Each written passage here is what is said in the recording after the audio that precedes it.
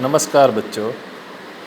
आज हम consumer equilibrium जो चैप्टर पढ़ रहे हैं, माइक्रो इकोनॉमिक्स का सेकंड पार्ट, उसमें हम जानेंगे कि जो अभी तक दो हमने पढ़े थे, एनालिसिस यूटिलिटी एनालिसिस कैसे करते हैं। तो पहला है कार्डिनल यूटिलिटी एनालिसिस, सेकंड है ordinal utility analysis.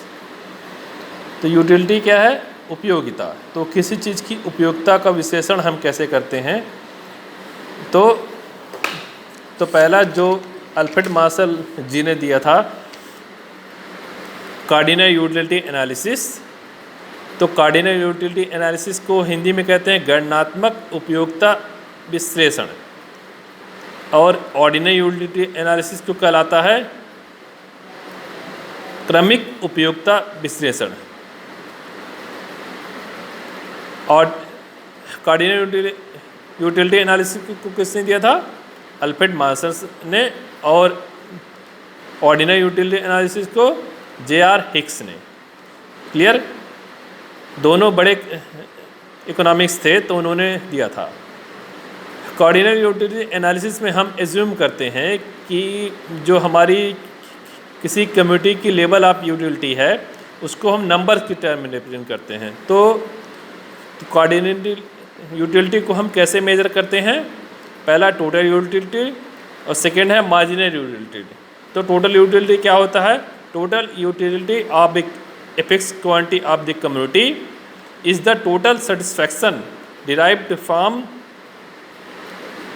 Consuming the given amount of some community. अगर हम एक गिलास जूस पीते हैं, तो पूरे एक गिलास जूस पीने में जो हमें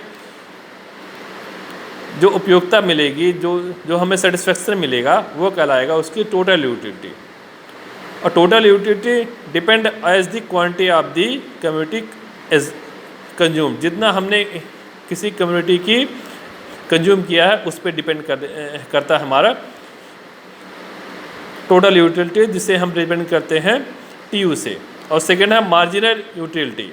marginal utility is the change in the total utility due to the consumption of one additional units of a community. Marginal utility को हम MU के टर्म में रिप्रेजेंट करते हैं। तो जैसे हम एग्जाम्पल देखते हैं कि कोई व्यक्ति अगर 4 केले खाता है, तो उसको माना 20 यूनिट्स ऑफ यूटिलिटी मिलती है। और अगर 5 केले खाता है, तो उसको 30 यूनिट्स ऑफ यूटिलिटी मिलती है। तो मार्जिनल यूटिलिटी क्या हुई?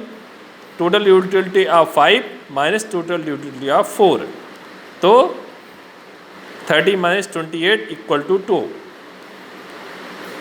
इन general we can say marginal utility of n units is equal to total utility of n units minus total utility of n minus 1 units. यहाँ जैसे इस एग्जाम्पल में क्या है, मार्जिनल यूटिलिटी ऑफ 5 यूनिट्स क्या होगी?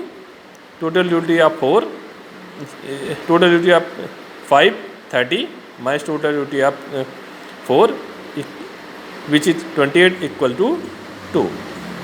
n refers the nth unit of the community. ठीक है, अब हम एग्जाम्पल देखते हैं। अगर कोई व्यक्ति अपने खाने में 5 रोटी खाता है, तो हम देखेंगे कि जब खूब भूख लगती है, तो पहला रोटी खाएगा तो उसको 12 टोटल यूटिलिटी मिलेगी, और उसकी मार्जिनल यूटिलिटी कितनी होगी? 12। और दूसरी रोटी खा लेता है, तो उसके बाद टोटल यूटिलिटी उसकी बढ़ जाती है 18, लेकिन उसकी मार्जिनल यूटिलिटी क्या हो जाती है? 18 माइनस 12 इक्वल टू 6। ठीक है। और तीसरी अगर रोटी खा लेता है, तो उसकी टोटल यूटिलिटी बढ़ जाती है 22, लेकिन मार्जिनल यूटिलिटी क्या हो जाएगी? 4।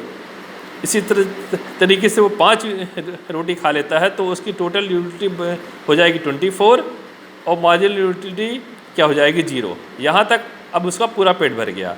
अब उसके बाद छठी रोटी वो ज़बरदस्ती खाएगा, तो उसकी टोटल यूटिलिटी भी कम होगी, और मार्जिनल यूटिलिटी, क्योंकि वो ज़बरदस्ती खा रहा है, तो वो भी कम होगी। ठीक है। तो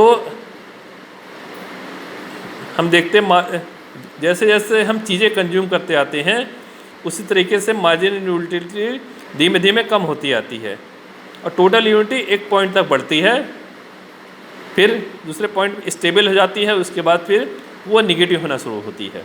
जैसे इसी को हम ग्राफ के टर्म में देखते हैं, जैसे हम देख रहे हैं कि एक तरफ है क्वांटिटी ऑफ कम्युनिटी कंज्यूम, जैसे हमने यहाँ रोटियाँ खाई और यहाँ पे हमें कितना यूटिलिटी मिली, ठीक है, देख रहे हैं। तो पहले यूनिट रोटी खाई तो 12, उसके बाद फिर सेकेंड 18, थर्ड खाई तो 22, 24, इस तरीके से उसकी टोटल यूटिलिटी बढ़ती गई, लेकिन 24 पे आके स्टेबल हो गई। उसके बाद फिर 5वीं खाई तो भी 24 रही, उसके बाद फिर ये यहाँ पे वो ज़बरदस्ती खाई तो उसकी टोटल यूटिलिटी माइनस में हो गई। और मार्जिनल यूटिलिटी धीरे धीरे पहले थी